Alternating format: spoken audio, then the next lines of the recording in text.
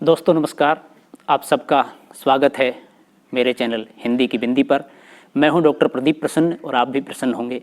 आइए कुछ नई बातें सीखते हैं आज के टॉपिक के साथ।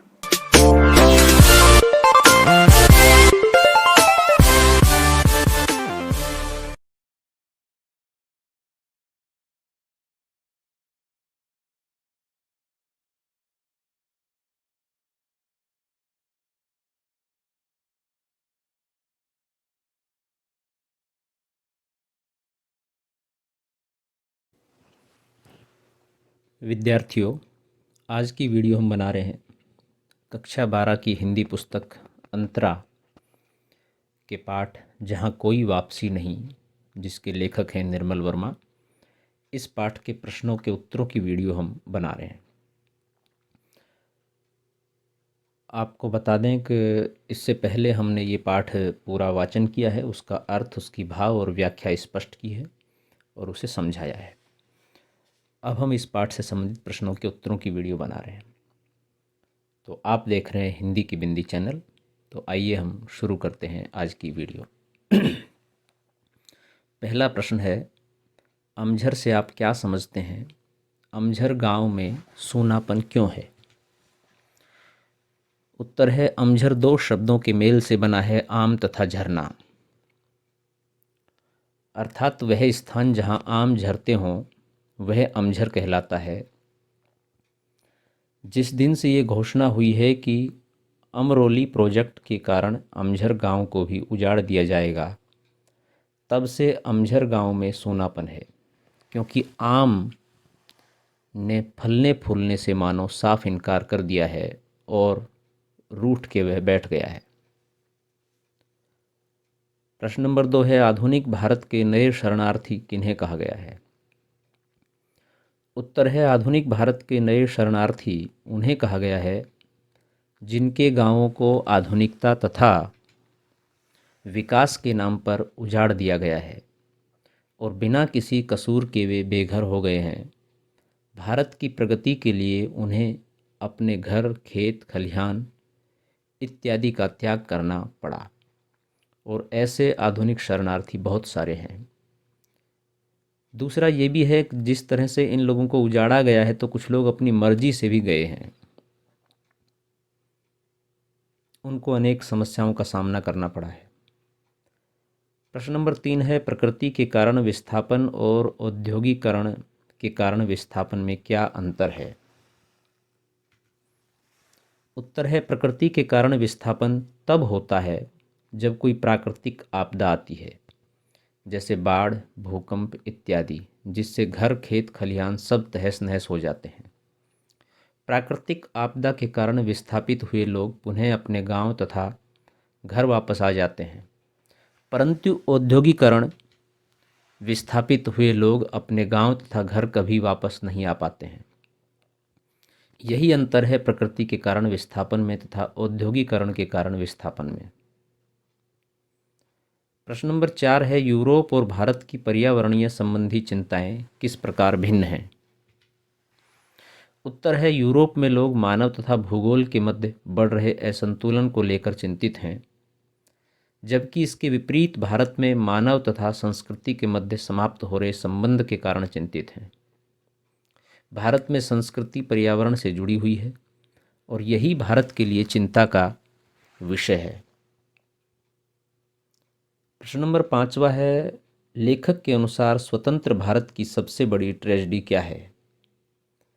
उत्तर है, लेखक के अनुसार स्वतंत्र भारत की सबसे बड़ी ट्रेजेडी यह है कि यहाँ की सरकार ने विकास के लिए सर्वप्रथम औद्योगिकीकरण का रास्ता अपनाया, जो कि स्वयं की कल्पना नहीं बल्कि पश्चिमी देशों की नकल थी।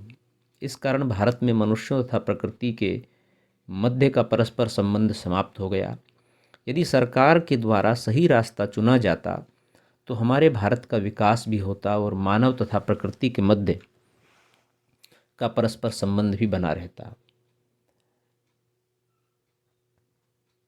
भारत के पास बहुत सारी चीज़ें हैं, लेकिन उसके बावजूद भी पश्चिम की ओर देखना और उनको बड़ा और विकसित मानना, ये दृष्टिकोण ही गलत रहा है। और इसी के कारण प्रकृति की जो संपदा है, जो धरोहर है, उसको हमने एक तरह से खो दिया है, निरादर कर दिया है उसका। और उन वजह से आज संकट हैं जिनका सामना हम कर रहे हैं। औद्योगिकरण ने पर्यावरण का संकट पैदा कर दिया है। क्यों और कैसे? उत्तर, औद्योगिकीकरण के लिए सरकार ने उपजाऊ भूमि तथा वहाँ के परिवेश को नष्ट कर डाला, वहाँ के जनजीवन को विस्थापित कर दिया, जिसका सीधा प्रभाव पर्यावरण पर पड़ा। अतः औद्योगिकरण ने पर्यावरण से जुड़े अनेक संकट पैदा कर दिए हैं। क्या स्वच्छता अभियान की ज़रूरत गांव से ज़्यादा शहरों में है? विस्थापित लोगों, मजदूर बस्तियों, स्लम्स क्षेत्रों, शहरों में बसी झुग्गी बस्तियों के संदर्भ में लिखिए। उत्तर है, स्वच्छता अभियान की ज़रूरत हर जगह है, पर देखा जाए तो शहरों में जागरूकता की ज़्यादा आवश्यकता है, क्योंकि शहरों में लोग अपने कार्यों में बहुत ज़्यादा व्यस्त होते हैं। वे हर जगह कचरा फेंक देते हैं। उन्हें सिर्फ और सिर्फ अपने आप से मतलब होता है, समाज से, दूसरे लोगों से, देश से, प्रकृति से, पर्यावरण से इतना ज़्यादा लगाव, जुड़ाव और ध्यान नहीं होता। झुग्गी झोंपड़ियों इत्यादि में भी ज़्यादा ध्यान देने की ज़रूरत है। झुग्गी झोंपड़ियाँ हटाने से पहले उनमें रहने वाले लोगों के लिए नए मकान बना देने चाहिए।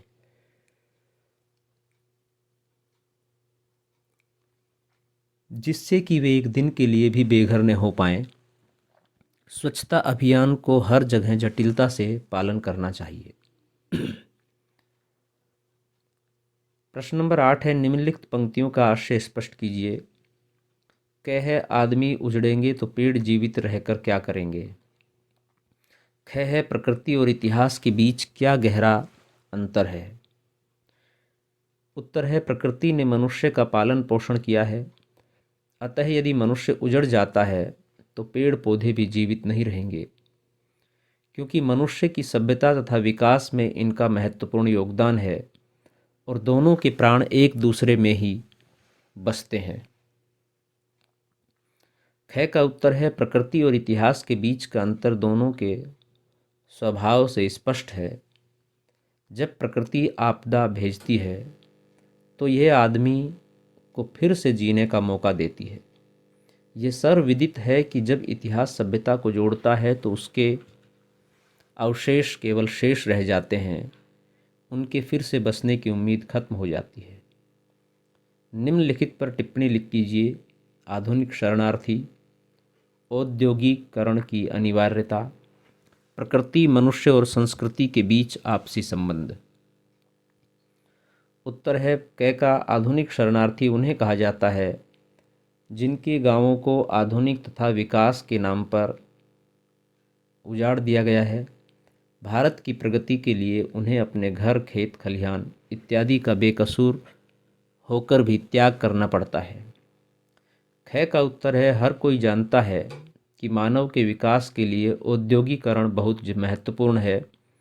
यह विकास को गति देता है, विकास के नए साधन प्रदान करता है, इसलिए देश और व्यक्ति के विकास के लिए इसकी अनिवार्यता है। ग का उत्तर है, सदियों से प्रकृति, मानव और संस्कृतियों के बीच गहरा संबंध है। प्रकृति ने मानव को जन्म दिया और मानव के विकास के साथ साथ संस्कृति का विकास हुआ। यदि इनमें से कोई भी एक कड़ी टूटती है तो ये हमारा कर्तव्य है कि हम इसे जोड़ कर रखें, उनके बीच के रिश्तों को टूटने न दें, क्योंकि यदि एक पर भी कोई आंच आई तो उसका असर तीनों पर होगा, स्थिति डगमगा जाएगी। 10वां प्रश्न है, निम्नलिखित पंक्तियों का भाव सौंदर्य लिखिए। क है, कभी कभी किसी इलाके की संपदा ही उसका अभिशाप बन जाती है। ख है, अतीत का समूचा मिथक संसार पोथियों में नहीं, इन रिश्तों की अदृश्य लिपि में मौजूद रहता है। क का उत्तर है, इस पंक्ति के माध्यम से कवि ने बहुत बड़ी बात कही है। वह कहना चाहते हैं कि यदि कोई स्थान खनिज संपदा से भरा हुआ है तो यह उस स्थान के लिए वरदान नहीं, अभिशाप है, क्योंकि उसकी खनिज संपदा के दोहन के लिए उस स्थान को उजाड़ दिया जाता है।